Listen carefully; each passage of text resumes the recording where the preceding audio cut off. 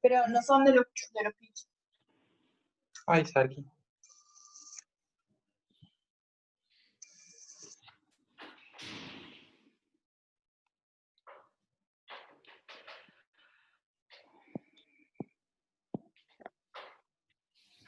Bien, Luz, si querés arrancar nomás, introducir, y Muy ya le bien. damos pie a Alf.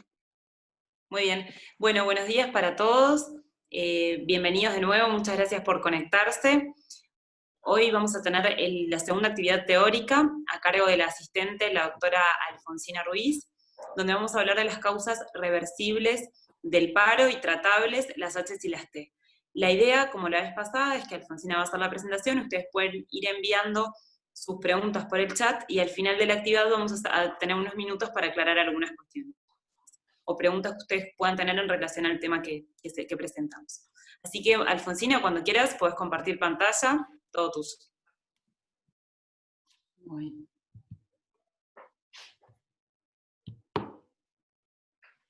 Avísenme ahí, si ven bien, si me escuchan bien. Perfecto todo, podés empezar. ¿Listo?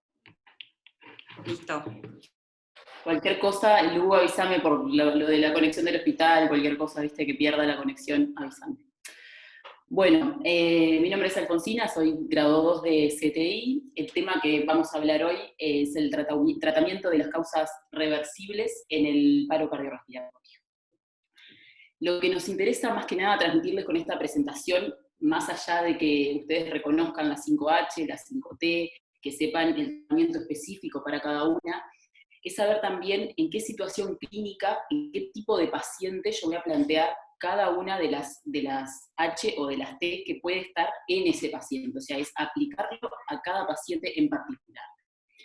Vamos a empezar primero con las 5H, de las que vamos a hablar es de la hipovolemia, la hipoxemia, la hiperpotasemia, la acidosis y la hipotermia.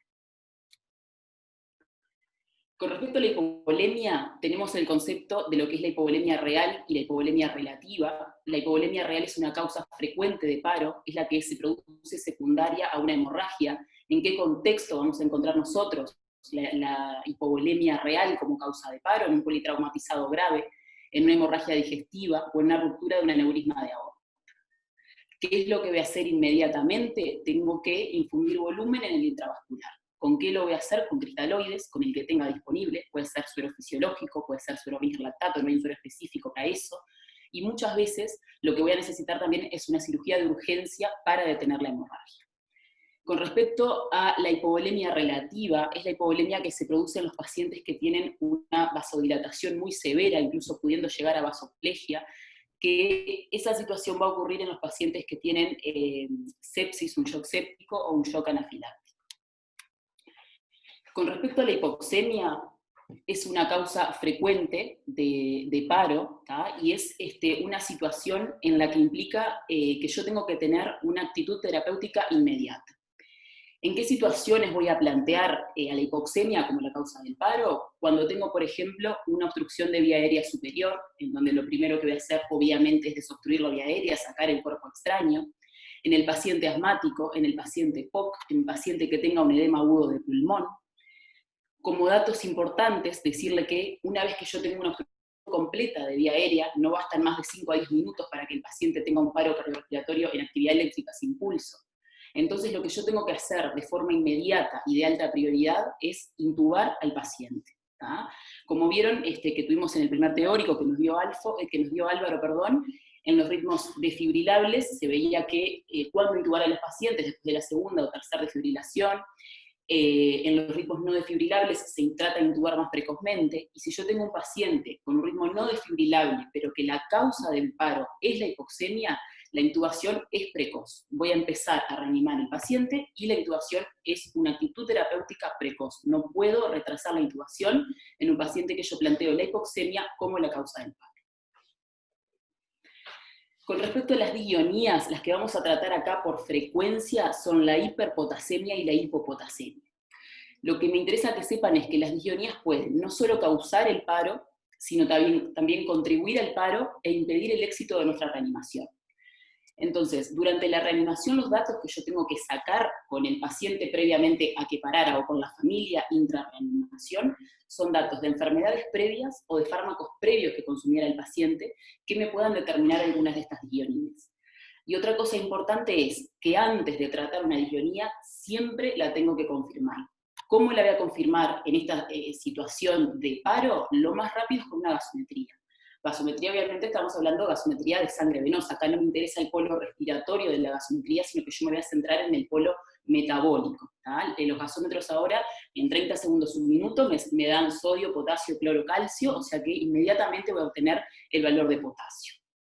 Puedo, obviamente, también hacer un ionograma, sabiendo que las demoras van a ser mayores, hay que hacer la extracción de sangre, llevarlo al laboratorio, procesarlo, pero en caso que no cuente con gasómetro, obviamente que lo que voy a hacer es eso. Pero siempre confirmar la disionía antes de tratarla. Con respecto a la hiperpotasemia, es la diselectrolitemia más frecuentemente asociada al paro. Acá a derecha tienen los valores de leve, moderada, severa, ¿tá? Eso es para que lo tengan, no es para que lo memoricen ahora. Como causas de la hiperpotasemia tenemos una disminución de la excreción a nivel renal, o sea que los pacientes con falla renal, los renales crónicos, son muy susceptibles a tener hiperpotasemia. Después, como otras causas, puede ser cuando sale potasio del intracelular al extracelular, por lesión tisular o celular, como es el caso de los pacientes con rabdomiólisis, con síndrome de lisis tumoral o con hemólisis. Los fármacos nunca podemos olvidar, ¿tá? Los IECA, los ALA2, los AINES, diuréticos ahorradores de potasio, el Bactrim, ¿tá? Con la molécula de trimetoprim, la hiperpotasemia. La acidosis metabólica genera hipercalemia también, y distintos trastornos endócrinos. Esto que les puse acá son las alteraciones electrocardiográficas que genera la hiperpotasemia. Obviamente que esto es antes del paro, pero no solo nos interesa que sepan tratar la hiperpotasemia como causa de paro, sino que también cuando tengo un paciente con hiperpotasemia, ver las alteraciones electrocardiográficas, sospechar a través de eso esta hipercalemia y poder quizás llegar a prevenir el paro. Entonces, según el nivel de potasio, lo primero que vamos a tener, lo típico de la hiperpotasemia, con un nivel de potasio entre 5,5 y 6, son las llamadas ondas T picudas, que son ondas T altas y estrechas. A medida que va aumentando el nivel de potasio, vamos viendo un ensanchamiento del QRS, se ensancha también la onda P, hasta incluso a veces desaparecer. Desaparece el segmento ST y a veces aparece un patrón de fusión entre el QRS y la onda T, y después, obviamente, ya llegamos a los ritmos de paro. El tratamiento de la hiperpotasemia en el paro, lo que vamos a hacer es gluconato de calcio como estabilizador de membrana, ¿tá? La presentación del gluconato es en ampollas, al 10%, o sea que tengo 100 miligramos por mililitro, porque son de 10 mililitros las ampollas, la dosis es la que ven ahí, y como otro tratamiento vamos a hacer el bicarbonato de sodio 1 molar, que la presentación de esto es en sachets, que es un suero que viene de 100 mililitros o de 250 mililitros, preferentemente por comodidad usamos el de 100, pudiendo repetir la dosis entre 2 o 3 veces. Lo que va a hacer el bicarbonato es meterme el potasio dentro de la célula. Después, como todos saben, tenemos el resto del tratamiento médico de la hiperpotasemia, con salbutamol, con la solución de glucosa e insulina, pudiendo llegar incluso a terapia de reemplazo renal, pero eso en principio lo vamos a hacer una vez que el paciente recupere la circulación espontánea. Intraparo, lo que me interesa que reconozcan como tratamiento de la hiperpotasemia son estas dos cosas. Con respecto a la hipopotasemia, las causas acá van a ser pérdidas gastrointestinales de potasio, pérdidas renales, la alcalosis metabólica también se asocia a hipopotasemia, los fármacos que les nombro acá, trastornos endocrinos, y recordar siempre que la depleción de potasio se asocia a la depleción de magnesio. ¿Tá? Los valores nuevamente acá, según leve, moderada, severa, recordar hipopotasemia severa, me refiero cuando hablo a valores menor a 2,5. Las alteraciones en el electro que van a aparecer según el nivel de calemia que tengo, las P habitualmente son más altas y picudas, y lo más llamativo, significativo es el aplanamiento de la onda T, que puede llegar incluso a invertirse con aparición de la onda U, que es esta que ven acá atrás, que llega a ser mayor en tamaño que la onda T. Con respecto a la reposición de potasio, de forma simplificada, la reposición son 2 gramos de potasio en 100 centímetros suero fisiológico a pasar en unos minutos. Para que sepan, la ampolla de cloruro de potasio tiene 1 gramo de potasio, que eso equivale a 13,4 miliequivalentes de potasio. La infusión de potasio se hace una infusión rápida de 2 miliequivalentes minuto en 10 minutos, o sea que estaría siendo acá en total 20 miliequivalentes, y se sigue por 10 miliequivalentes más en otros minutos. O sea que si yo sumo, en total tendría que hacer 30 miliequivalentes, y si yo les dije que 1 gramo tiene 13,4, en 2 gramos de potasio vamos a tener 27, 28 miliequivalentes, o sea que estaríamos hablando de lo mismo. Y recordar siempre que asociado a la reposición de potasio, voy a hacer también una reposición de sulfato de magnesio. Con respecto a la acidosis, nos interesa hablarles acá de la acidosis como causa de paro, ¿tá? Recuerden que en un paciente que yo tengo con un paro cardíaco, es un paciente que no tiene gasto cardíaco, que no tiene volumen circulante efectivo, por lo tanto voy a tener sin perfusión las células y los tejidos, y si yo hago una gasometría del paciente intrarreanimación, es muy frecuente que yo me encuentre con una acidosis, ¿tá? Pero eso no significa que la acidosis haya sido la causa del paro. ¿En qué pacientes voy a plantear la acidosis como probable causa de paro? En el paciente renal crónico, en un paciente con una cetoacidosis diabética, muchas veces vienen con potasio con pH menor a 7, en algunas intoxicaciones, y lo que voy a hacer como tratamiento va a ser el bicarbonato de sodio 1 molar, más o menos las mismas consideraciones que les expliqué previamente para la hiperpotasemia. Con respecto a la hipotermia, decirles que hablamos de hipotermia cuando tenemos una temperatura corporal central menor a 35, que el paro cardíaco aparece habitualmente cuando llegamos a temperaturas menores a 24 grados, y lo que produce el enfriamiento corporal es una disminución del consumo de oxígeno celular. Se produce una disminución de un 6% del consumo de oxígeno celular por cada grado que disminuimos la temperatura corporal central. Por eso es que se habla del efecto protector sobre el corazón y el cerebro que tiene la hipotermia, y por eso hablamos de, cuando yo pienso que la hipotermia es la causa del paro, prolongar la reanimación, hacer una reanimación más prolongada, porque se ha visto que se han tenido pacientes con una buena recuperación neurológica a pesar de paro prolongado y reanimación prolongada. ¿Qué voy a hacer de tratamiento? Obviamente evitar pérdidas adicionales de calor, y voy a implementar medidas externas, rarefacción del ambiente, usar mantas térmicas, después se le dan fluidos intravenosos a mayor temperatura, a veces incluso se pasa por sonda nasogástrica o por sonda vesical. Recuerden hacer siempre que yo estoy recalentando al paciente un monitoreo de potasio estricto. La hiperpotasemia es muy frecuente a medida que yo voy recalentando al paciente, y la hiperpotasemia y las arritmias que conlleva, ¿tá? Arritmias periparo, y de hecho puede volver a parar por hiperpotasemia. Entonces el monitoreo de potasio mientras recaliento al paciente es estricto. Y una vez que el paciente recupera la circulación espontánea, no voy a buscar la normotermia, sino que voy a buscar una hipotermia entre leve y moderada, ¿tá? Entre 30 a 34 grados. ¿Sigo con las TEO? ¿Hay alguna duda, alguna pregunta hasta acá? No sé, Por ahora Martín, nada, Alfo, seguiremos. Perfecto. Bueno, con respecto a las 5T, vamos a hablar de la trombosis coronaria, del tromboembolismo pulmonar, del neumotórax a tensión, el taponamiento cardíaco y de los tóxicos.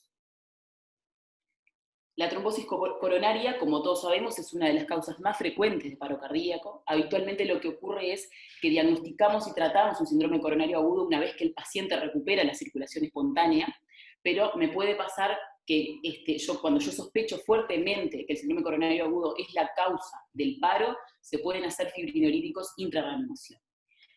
Les destaco la importancia siempre del electrocardiograma, realizarlo una vez que el paciente recupera circulación espontánea, realizar un electrocardiograma de 12 derivaciones, porque ahí muchas veces es que nos enteramos que el paciente tiene un síndrome coronario agudo que previamente no lo diagnosticamos. Es la primera medida que yo voy a hacer, un electrocardiograma, una vez que el paciente retomó circulación.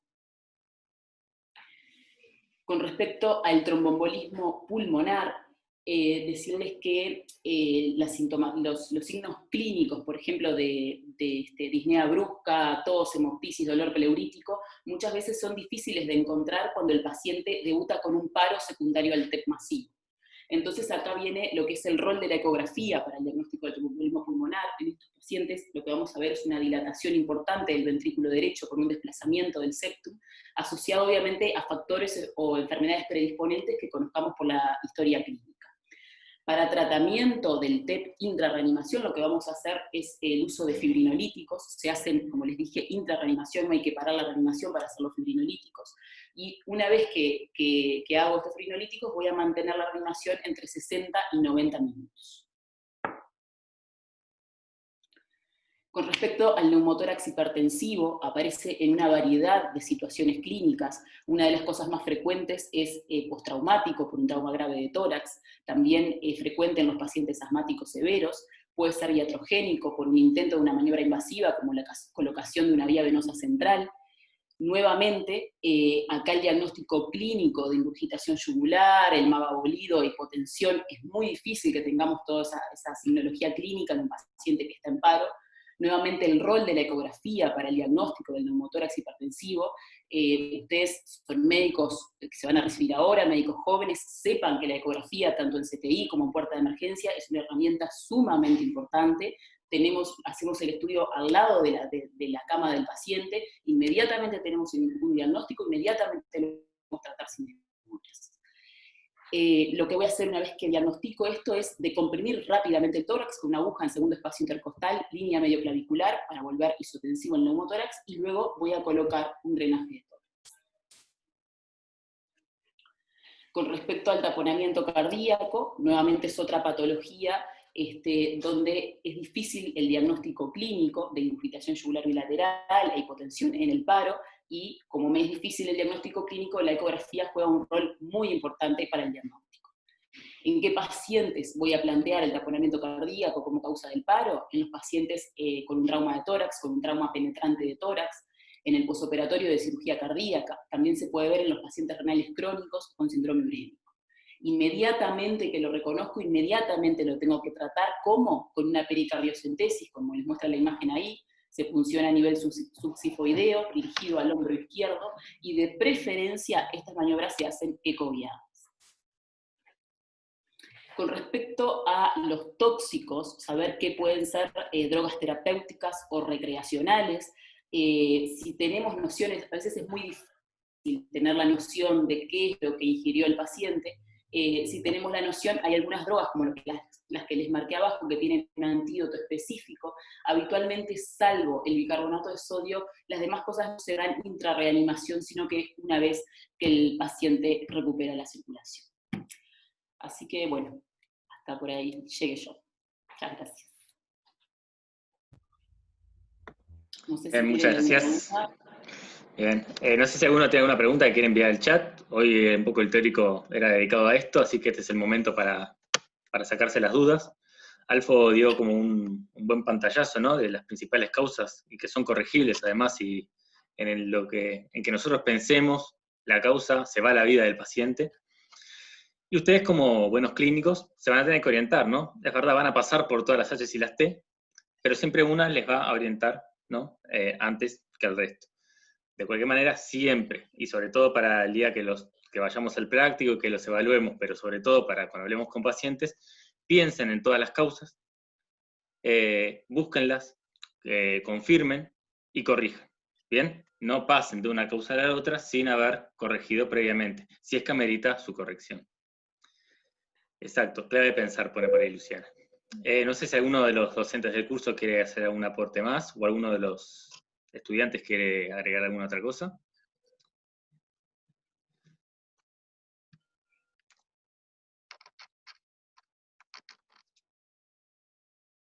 ¿Cómo se prepara el gluconato de calcio? Te pregunta Ernesto Alfo. Para que...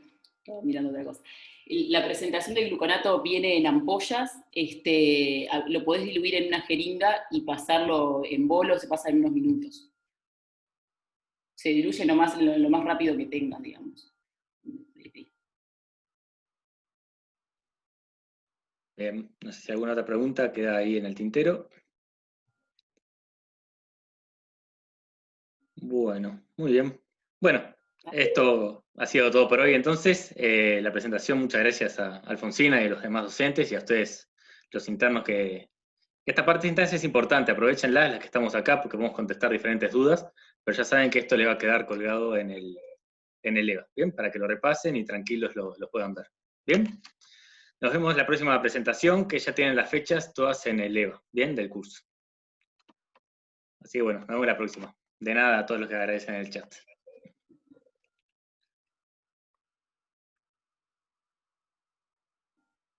Gracias a todos por conectarse y nos vemos en el próximo jueves.